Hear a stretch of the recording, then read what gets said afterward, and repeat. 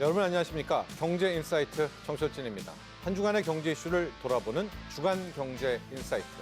8월 둘째 주 경제 키워드 지금 만나보시죠.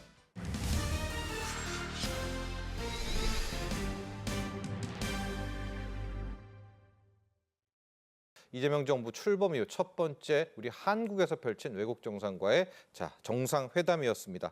전반적으로 우리 박사님 이 또럼 서기장의 방한 의미 한번 총평해 주시고 하나씩 세부적으로 들어가 보죠. 예, 지금 방금 말씀하신 것처럼 이번에 또럼 서기장 방한은 이재명 정부 출범하고 나서 첫 번째 해외 정상의 국빈 방한입니다.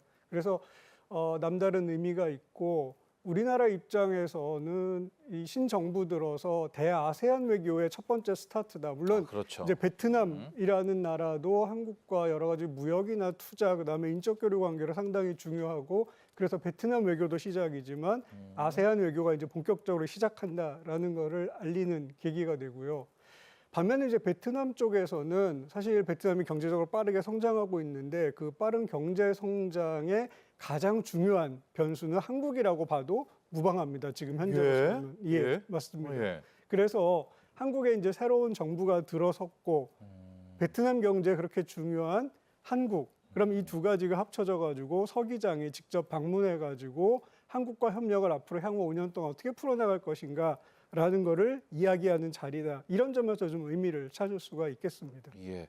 우리가 이제 중국에게 이런저런 태클 받고 나서 공급 다변화를 하자라고 선택한 곳이 바로 베트남이었었거든요. 베트남이 중국을 대체할 수 있다. 어떤 장점이 있나요? 이 제2의 생산 기지, 지금 중국을 대처할 수 있는 뭐 근거, 싼 인건비 이런 거 외에도 뭔가가 있으니까 우리가 베트남으로 선택한 거 아니겠습니까? 여러 가지로 이야기할 수 있는데 네. 베트남 글쎄요 경제학적으로 엄밀하게 따져보면은 정말로 우리가 이제 중국에 투자하고 있는 거나 중국과 경제 관계를 베트남으로 다 대체할 수 있는가 없는가라는 거는 조금 더 이제 고민을 해봐야겠지만 베트남이 잠재력을 가지고 있는 것만큼은 명확합니다. 일단 첫 번째로는 베트남 정부도 그렇고 일반 사람들도 그렇고 경제 성장을 하려는 의지가 상당히 강하기 때문에 이런 것들이 이제 한국의 기술 이전이라든지 교육이라든지 투자 같은 것들을 잘 흡수할 수 있는 환경이 되고 또 이제 지리적으로 가까운 부분도 있고요. 그리고 무엇보다도 베트남의 젊은 인구라는 거를 무시할 수가 없습니다. 예를 들면 한국의 지금 중위 인구는 한 44세 정도 되는데 베트남은 30대 초반입니다. 아직. 물론 이제 젊은 국가네요. 예, 캄보디아나 라오스 같은 데 가면 조금 더 젊긴 합니다. 20대로 내려가는데 네. 이제 인프라라든지 교육이라든지 이런 것들을 볼 때 베트남은 젊은 인구와 교육과 인프라와 이런 것들이 지금 아이디얼하게 갖추어져 있는 상황이다. 그래서 한국이 투자하고 하는 한국과 경제 협력이 앞으로도 더 확대될 가능성이 충분히 크고요. 예. 뭐 중국하고 미국하고 경쟁 이런 것들로 인해서 많은 나라들이 지금 동남아시아, 특히 베트남에 눈독을 들이고 있는 게 사실입니다. 그래서 지금 한국도 지금 있는 경제 관계를 더 잘 만들어가기 위해서 좀 각별히 노력을 해야 되지 않을까 생각됩니다. 정상회담에서 나왔던 내용을 한번 저희가 하나씩 좀 정리를 해봐야 될 것 같아요. MOU도 체결되어 있었고 뭐 원전, 철도 여러분들 관심이 많기 때문에 하나씩 보도록 할까요? 내용들. 네. 오전에 정상회의 끝에 이제 성명이 발표된 내용들을 좀 보면은 크게 이제 정치 안보 부분, 그다음에 경제, 사회 문화 부분 이렇게 나누어 볼 수가 있는데요. 정치 안보 부분에서 이제 가장 눈에 띄는 거는 역시 에이펙 에 관한 내용입니다. 에이펙에 참석을 해달라라고 이야기를 했고 거기에 대해서 이제 긍정적인 답을 들었고 에이펙 무대에서 그 두 나라가 협력하자라는 이야기도 있었고 또 정치안보 분야에서 한국과 베트남 사이 이제 국방 협력 그리고 방산 협력 이런 것들을 좀 더 크게 확대해 나가자라는 합의도 있었고요. 또 많이 관심 가는 게 이제 경제 협력일 겁니다. 또 그렇죠. 어떤 경제 협력을 네. 이야기했었나? 기존에 이제 2030년까지 한국과 베트남 사이의 교역을 지금의 2배 이상, 그러니까 1,800억 달러까지 늘리자라는 이야기가 있었고, 요번에 1,500억 달러 이상 뭐 이렇게 돼 있네요. 예. 요번에 그게 다시 한번 정상회의에서 확인이 됐고요. 그리고 말씀하신 것처럼 그 닌투원 원전이라고 지금 베트남이 개발하고 하려고 하는 원전 그리고 북쪽의 하노이하고 남쪽의 호치민을 연결하는 고속철도 북남철도라는 거죠, 고속철. 예, 맞습니다. 예, 이런 것들에 한국이 참여할 수 있는 기회에 관해서 좀 논의가 있었고요. 그 외에도 뭐 이제 스마트 시티, 그다음에 재생에너지 협력 맞아요. 이런 것들에 네. 관해서 협력하자라는 이야기들이 있었습니다. 예. 그리고 이제 사회문화 분야도 좀 흥미로운데요. 아까 말씀하신 것처럼 이제 베트남이 교육에 엄청나게 관심이 많으니까 사실은 한국이 몇 년 전에 이 아이디어를 내 가지고 베트남의 과학기술원, 한국의 예. 카이스트 같은 것들을 만들어서 V키스트라고 우리가 부르는데 예. 성공적으로 협력을 하고 있습니다. 아, V키스트. 예, 베트남, 코리아 예. 이렇게 돼서 V키스트라고 부르는데 그거를 좀 더 이제 강화하고 확대하자라는 이야기 또 있었고, 그리고 또 한 가지는 저 얼마 전에 대통령께서도 잠시 말씀을 하셨던 것 같은데 이제 한국에 들어와 있는 동남아 노동자들의 네. 처우에 관한 문제, 이들의 보호에 관한 문제, 예. 또 결혼 이민자들에 관한 문제 이런 것들에 관해서 이들의 뭐 인권이라든지 처우라든지 이런 것들을 어떻게 보장할 것인가에 관한 논의도 같이 포함되어 있습니다. 예. 두 가지 이슈만 저희가 조금 더 들어가 보도록 하겠습니다. 관심이 큰 부분이 베트남의 북남 고속철 그리고 닌투원 원전 두 가지 이슈인데요. 먼저 이 고속철 보도록 하겠습니다. 뭐 우리의 바람이야. 우리가 이 북남 고속철의 한켠에서 좀 수주도 받고 우리의 철도 능력도 대단하니까요. 네. 근데 들어가고 싶은데 여기를 노리는 또 국가들도 많답니다. 프랑스도 있고요. 일단 이 북남 고속철 이야기 좀 해주시죠. 예. 예, 이 북남 고속철은 북쪽에 있는 수도 하노이부터 남쪽에 있는 경제 수도 호치민을 연결하는. 그러니까 잘 아시겠지만 베트남 지도 보면 위아래로 상당히 긴 길죠. 국가죠. 네. 한 1,500km 이상 되는 거고 이거에 들어가는 이제 예상되는 예산이 한 100조 정도. 네. 엄청나게 어마어마한 사업인데 이거에 지금 한국도 그렇고 뭐 일본도 그렇고 고속철도 관련해서 중국도 그렇고요. 내노라는 국가들은 이제 다들 뛰어들고 있고 네. 일부는 이제 중국이 조금 이미 시작을 한 구간도 있는데 총 4개 구간으로 나뉘어 있는데 네. 여기에 이제 한국도 참여를 하고 싶어 하는데 이게 한국이 참여를 해서 여기에서 이걸 통해서 이제 경제 협력을 촉진하는 것도 되게 중요하고 이 인프라를 개선하는 게 베트남 경제 성장에 매우 중요합니다. 그러니까 지금 보면은 하노이에서부터 호치민까지 1,500km를 가는데 기존 철도, 식민지 시대에 놓인 철도는 한 40시간 정도 걸려요. 네네. 그러니까 우리 잘 아시다시피 서울에서 부산까지 500km에 한 3시간이면 충분한데 1,500km를 40시간에 가니까 되게 시급한 상황이죠. 그래서 한국도 좀 여기에 관심 많이 가지고 정부 차원에서 그렇고 민간 차원에서 그렇고 좀 노력을 해봐야 될 것 같습니다. 대단히 중요한 사업입니다. 그렇습니다. 또 하나 관심이 큰 부분이 닌투원 원전입니다. 베트남도 지금 원전 쪽으로 상당히 좀 개입을 하고 들어가려고 하고 있는데요. 자, 박사님, 우리가 닌투원 원전 지금 이게 1, 2호기가 아니라 뒤에 또 3, 4, 5도 한다라고 이야기를 하고 있더라고요. 상당한 투자를 계획하고 있어요, 베트남이요.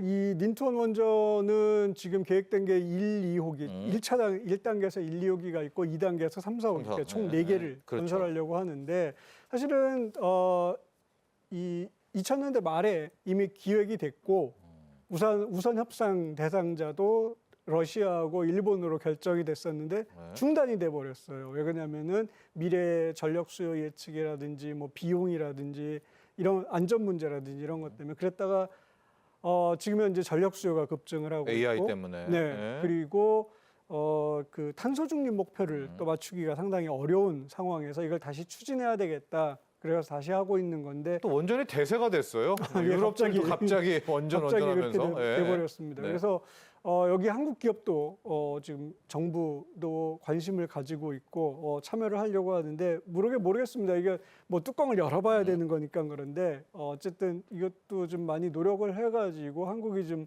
그 앞선 노하우, 우리 그렇죠. UAE에 원전 수출한 것도 맞습니다. 있고요. 그래서 그런 것들을 이용해가지고 한국으로 또 끌어오면은 우리한테도 도움이 되고 한 베트남 사이 경제 협력에도 도움이 되는 일 아닐까 생각이 됩니다. 정리 좀 해보도록 하겠습니다. 자, 이제 한국과 베트남 보다 성숙한 동반자 관계가 되겠다 이렇게 이야기를 나눴는데요. 앞으로 우리와 정부, 기업들은 어떤 방향 맞춰야 될까요? 좀 짧게 말씀드리면 네. 정부는 동남아시아, 특히 베트남에 대해서 꾸준하게 일관된 정책을 좀 펴야 될 겁니다. 이렇게 잠깐 관심 가졌다가 껐다가 이런 게 아니라 꾸준하게 정책을 펴야 될 거고 기업들은 우리가 베트남에 투자해서 이익을 얻는 만큼 또 베트남에 어떻게 기여를 할 것인가 그렇죠. 기업의 사회적 네, 책임이라는 문제 그다음에 또 직접 일할 수 있는 인력들을 키워내는 문제에 대해서 관심을 가져야 될 것 같고 국민들 차원에서는 한국에 와 있는 베트남 사람 더 넓게는 동남아시아인들에 대한 시각을 네. 우리가 좀 많이 바꿔야 될 것 같습니다. 뭐 다문화 얘기 되게 오랫동안 해왔는데 아직도 좀 그 동남아를 보는 사람 저 같은 사람 입장에서는 지지부진하다라는 생각이 있고 좀 더 큰 틀에서 베트남이나 동남아시아 국가들과의 관계를 단순하게 경제적으로 우리가 얼마나 이익을 얻을 것인가라는 것을 넘어서 얼마나 이들과 신뢰를 얻고 그래서 상호에 대한 인식을 바꾸고 하는 방향으로 관계를 발전시킬 수 있을지 좀 고민을 해야 될 때입니다.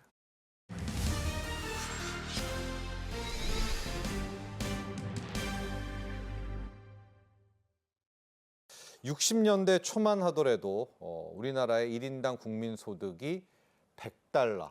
그렇죠. 지금으로 따지면은 13만 원, 14만 원도 안 됐다. 여기서부터 시작해 보죠. 예.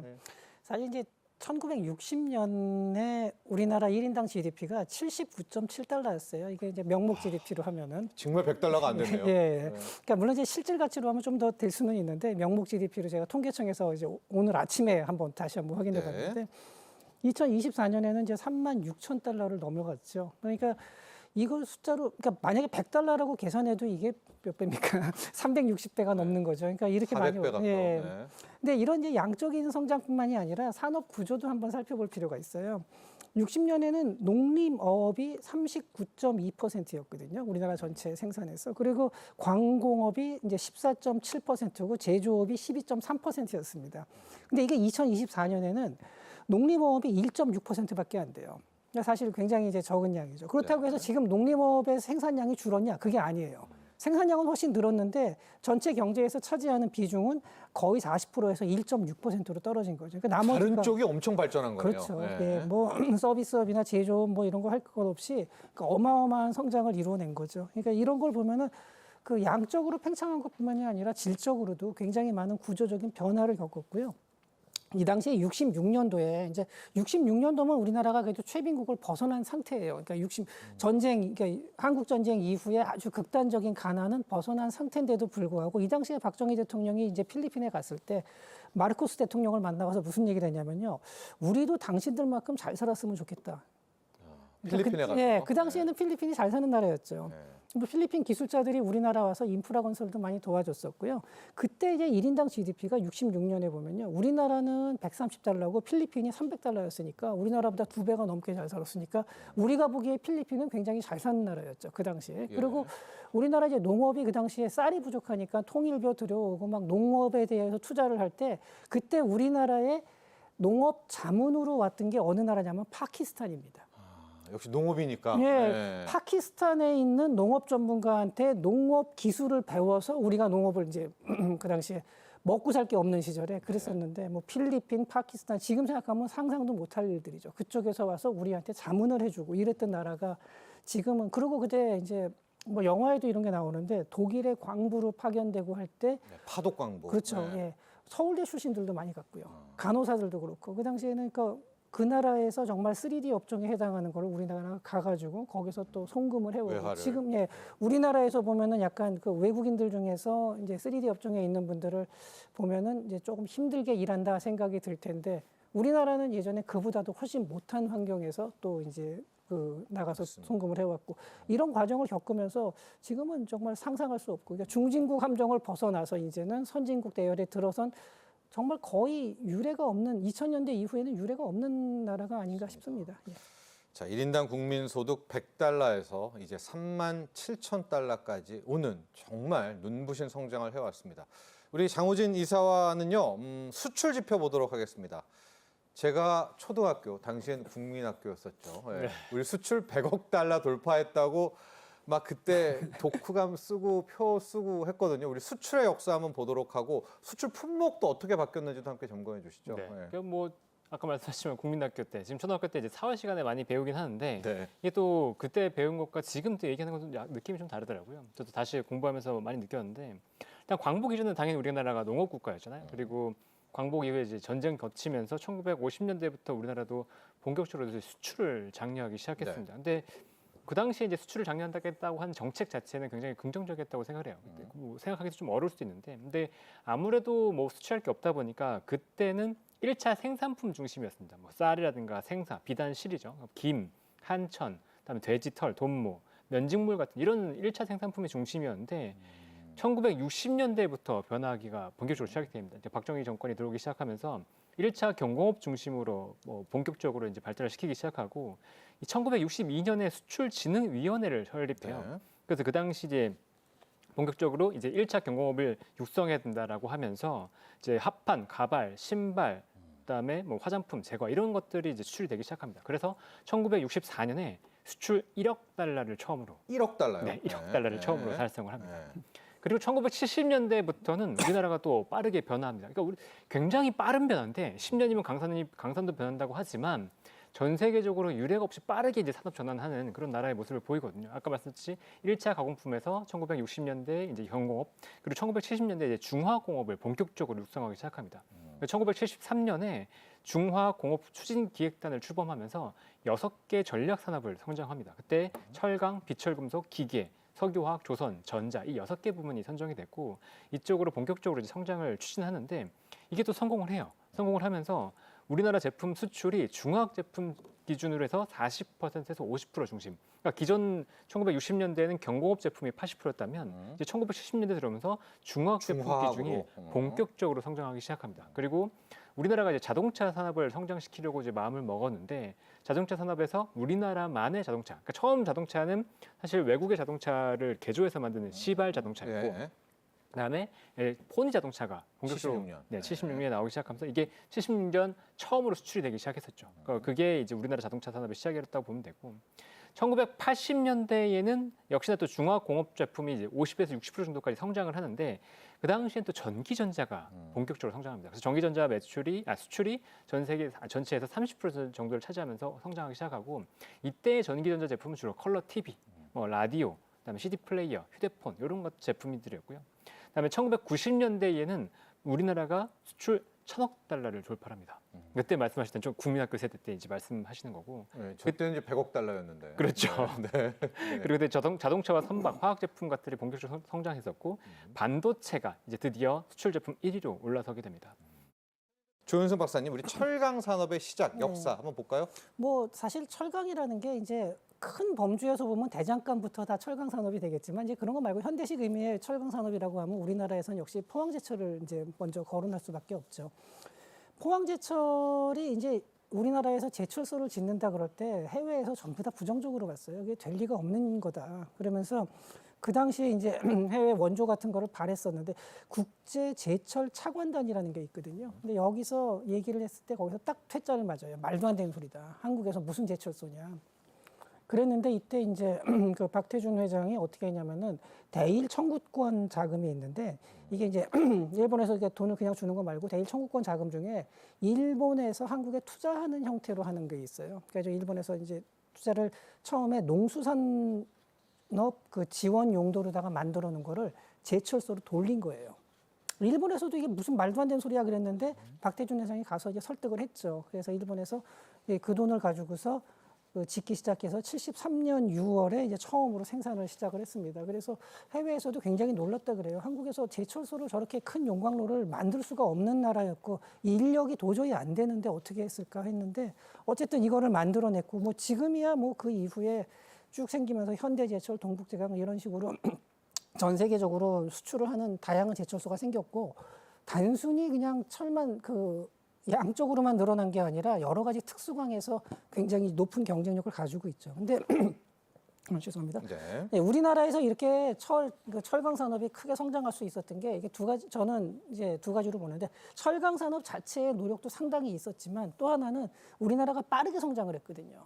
그리고 중화공업 성장으로 돌리면서 철강 내수의 철강 수요가 어마어마하게 늘었어요. 다른 나라하고는 비교가 안 될 정도로 빠르게 1년에 7, 8% 이상씩 뭐 10년 이렇게 쭉 간다는 게 이게 굉장히 드문 일인데 그러다 보니까 철강 수요가 늘다 보니까 규모의 경제를 달성할 수 있게 됐고 기술적으로도 굉장히 발전을 할 수가 있게 된 거죠. 네, 이런 식으로 가서 이게 선순환이 된 거죠. 철강하고 같이. 예, 그런데 지금은 이제 그게 조금 막히고 있죠. 그리고 처음에는 그러니까 수입 대치 산업 형태로다가 그 위주로 나갔지만 지금은 이제 전체 생산의 한 40% 이상을 수출을 하고 있고요. 뭐 지금 이제 이런 식으로 그러니까 빠른 고속 성장과 철강의 선순환 구조가 이제 우리나라의 어떤 산업의 기틀을 마련했다라고 말할 수 있습니다.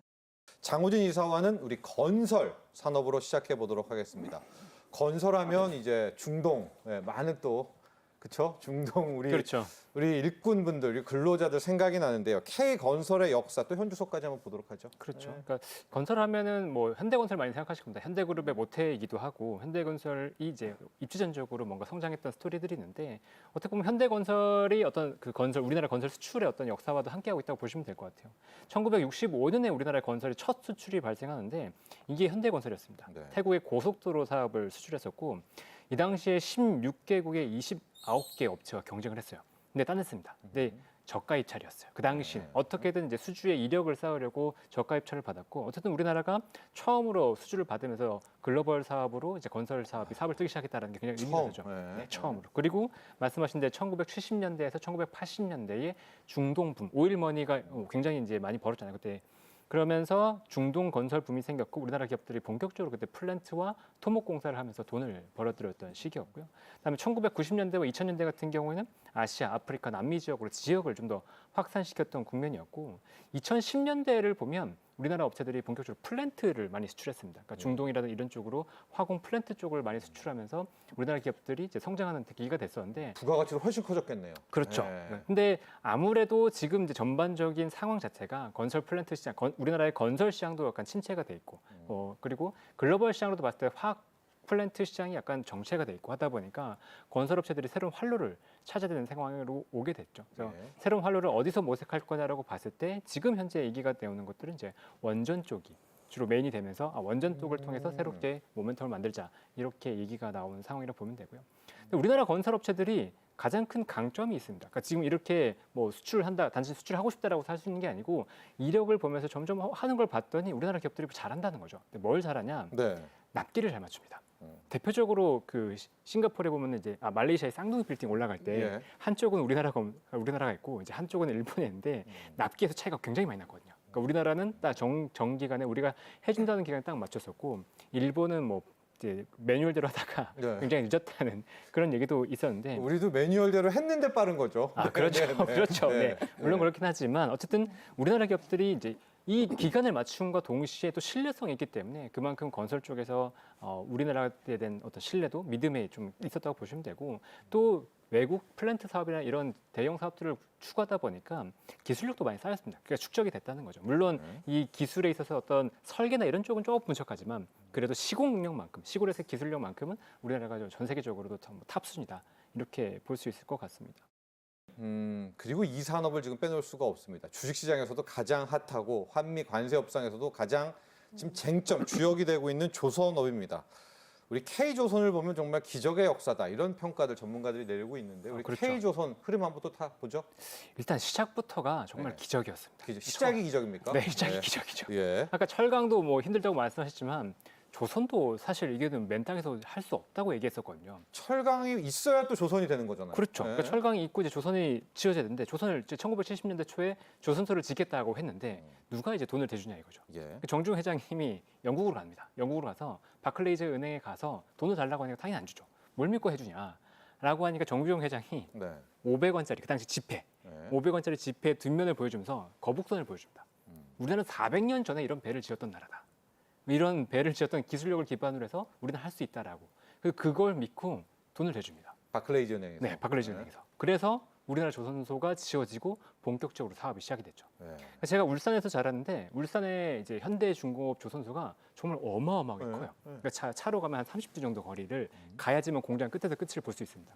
그 정도로 그 큰 공장을 지어서 본격적으로 이제 조선 사업이 성장하기 시작했죠. 근데 현대도 있었지만 뭐 삼성도 있었고 그때 대우중공업도 있었고. 대우중공업 있었죠. 네.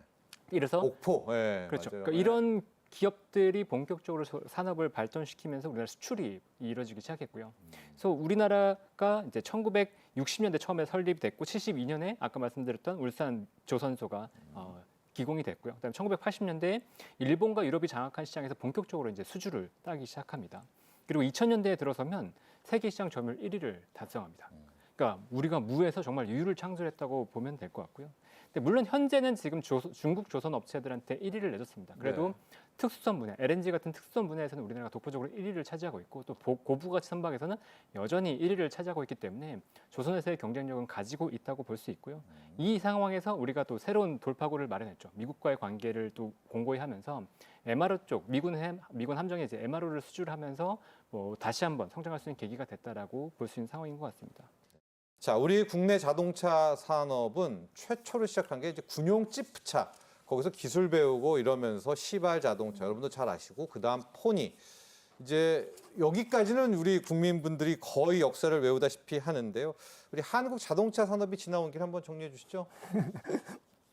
네, 아까도 말씀드렸듯이 이제 처음에 포니부터 시작을 했고 그다음에 미국으로 처음 수출된 건 엑셀이었죠. 근데 엑셀이 처음 들어갔을 때는 정말로 저가였고 처음에 그 수출 허가를 받을 때 이 오토매틱이 떨어졌어요. 그러니까 처음에 스틱만 들어가고 이제 금방 다시 이제 들어가긴 했는데 처음에는 그 정도로 우리나라 기술이 이제 잘 인정을 못 받고 있었는데 엑셀에 대해서 이게 기억하실지 모르겠는데 러드니킹 사건이라고 있었어요. 그 흑인이 왜 차를 몰고 이제 가는데 그 백인 경관들이 와서 이제 구타를 한 사건인데 그래가지고 엑셀 가지고 120마일을 달렸다. 그래가지고 그걸 잡아서 봤더니 뭐 뒤에 차 뒤에 뭐 약이 있었고 뭐 이런 얘기를 했었는데 엑셀이 과연 120마일이 나오는 거냐고 그럴 리가 없다 그랬는데 아 경찰은 분명히 나왔다. 그러면서 엑셀이 생각보다 좋은 차인가 막 이때 90년대에 막 이런 게 있었고요. 근데 요거는 하나의 에피소드인데 그 당시에는 보면 정말로 이렇게 가장 가난한 사람들만 타는 차였어요. 그리고 제가 그때 미국에 갔을 때도 보면은 한 달 돌아다녀 봐도 한국 차를 찾기가 정말 힘들었죠. 그랬었는데 이게 2000년대쯤 가면은 미국에서는 한국 차가 상당히 늘어나고 2000년대 한 중반쯤 넘어가면 SUV가 그렇게 많아졌어요. 해외에. 그리고 유럽에는 정말로 한국차가 없었는데 이게 2000년대 중반쯤 들어가니까 뭐 지금 현재 SUV 계열이 우리나라 차가 아주 싹 휩쓸게 되고 하는데 그러니까 그만큼 이게 차 자체가 많이 달라진 거죠. 그리고 과거에는 한국차 그러면은 굉장히 약한 차라는 인식이 강했었거든요.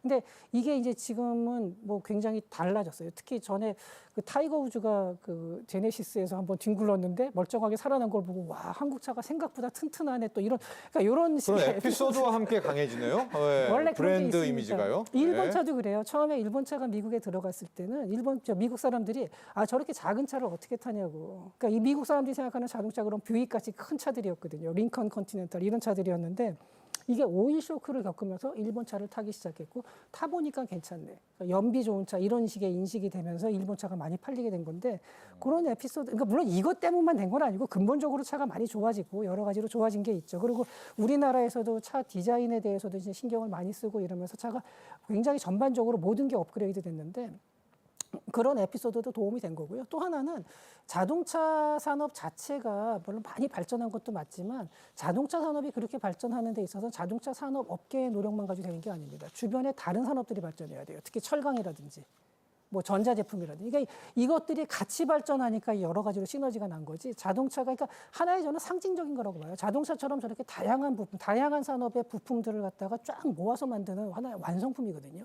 이게 저렇게 올라갔다라는 것 자체는 어떤 특정한 한 산업, 한 분야가 아니라 그 나라 전체, 그러니까 우리나라 산업 전체의 경쟁력이 이렇게 상승을 했다. 이만큼 질이 좋아진 거라고 이제 얘기를 해야겠죠.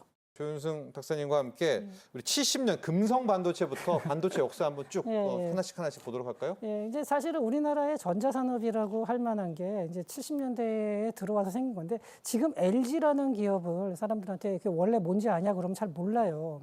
럭키 금성이잖아요. 예. 네, 사람들이 뭐 라이프 쓰고 그런데 그건 나중에 바꾼 거고요. 럭키 치약 만들던 회사하고 금성전자가 합쳐가지고 이게 사실은 만들어진 게 럭키 금성 그래서 LG가 된 건데 그 당시에 이제 금성에서 만들던 그 흑백 TV, 그러니까 우리나라에서 컬러 TV를 만들 수는 있었지만 컬러 방송을 송출한 건 80년대 들어와서죠. 전두환 정권 들어와서였고요. 그 전까지 그 흑백 TV 만들고 이제 이러면서 트랜지스터 라디오 만들고 이제 이런 식으로 성장을 했다가 80년대 들어와서 83년으로 기억하는데 그때 이제 삼성에서 반도체 사업을 시작을 한다 그럴 때 해외에서도 그렇고 국내에서도 그렇고 전부 다 부정적으로 봤어요. 이거 될 리가 없다. 그걸 어떻게 쫓아가느냐. 그랬는데 결국은 좀 무모한 도전이었는데 그 무모한 도전이 성공을 했고 그게 83년이죠. 예, 우리가 말한 83년. 64K디램 성공입니다. 예, 네. 지금은 저거를 뭐 박물관에 가야 볼 수 있는 건데 저걸 처음으로 이제 성공을 했고 그러면서 일본을 쫓아가기 시작했는데 처음에는 당연히 뭐 일본보다는 뒤졌죠. 그러다가 저게 나중에 가서 이제 일본을 추월하는데 그때 뭐 여러 가지 비사들이 있습니다. 어떻게 우리가 그럼 추월하게 됐냐? 단순히 가격 경쟁력만 앞섰냐? 그러니까 당연히 일본보다 인건비가 싸고 여러 가지 비용에서 유리한 점도 있었는데 일본보다 빠른 의사결정이 있었어요. 삼성과 소니의 가장 큰 차이에 대해서 얘기를 하면서 이게 어디까지가 진짜인지는 뭐 이게 소문일 수도 있는데 예컨대 밑에서 뭔가 결정을 내려가지고 이거 새로운 결정을 한다고 올리면은 우리나라 삼성 같은 경우는 그게 하루 이틀이면은 회장님까지 가가지고 회장님이 그럼 빨리 그거 해 이렇게 나오는데 일본은 그게 이제 도장 찍고 올라가면서 석 달 걸린다. 그래서 일본에서 기술 개발을 해놓고 나서도 출시하는 데까지 우리나라보다 먼저 개발해놓고 늦게 출시하는 사례도 많이 있었다 그래요. 근데 이런 것도 있었고 또 일본에서는 여러 이제 업체들이 경쟁을 하면서 자기들끼리 또 경쟁을 하는 과정에서 굉장히 비효율이 발생했고 우리나라는 그 틈에 빠르게 움직이면서 선점을 해가면서 규모의 경제를 확보한 거죠. 그래서 D램 같은 경우는 그런 식으로 이제 앞서 나가게 된 거죠. 그래서 우리나라가 앞서 나가게 된 게 그때 보면은 기업의 의사결정이 그때까지만 해도 지금보다는 훨씬 더 역동적이고 좀 빨랐었다라는 거예요. 그리고 이 반도체라는 걸 잘 보면 아시겠지만 연구원들의 사실 인력 투입이 굉장히 많이 들어갑니다. 시간도 많이 들어가고. 근데 그 당시에는 좀 그러한 뭐 시간 투입이라든가 이런 게 지금보다는 조금 자유로웠기 때문에 가능했는데 이제는 뭐 이제 새로운 방식으로 우리도 나가야죠. 과거처럼 뭐 사람을 갈아넣는 방식으로 계속 갈 수는 없는 거고. 근데 그럼에도 불구하고 이제 다양한 분야에서 또 아직도 뭐 그런 얘기들을 해요. 이제 이렇게 가다 보면은 중국한테 밀리고 다행히 미국이 중국을 견제해주면서 우리가 시간을 번 건 있지만 장기적으로 과연 우리가 앞서 나갈 수 있겠느냐 뭐 이런 얘기도 하고는 있는데 네. 그럼에도 불구하고 뭐 계속해서 지금까지 또 새로운 길을 찾아왔기 때문에 저는 앞으로도 뭐 잘 해나갈 걸로 기대를 하고 있습니다. 지금까지 8월 둘째 주 주간 경제 인사이트였습니다. 시청자 여러분 감사합니다.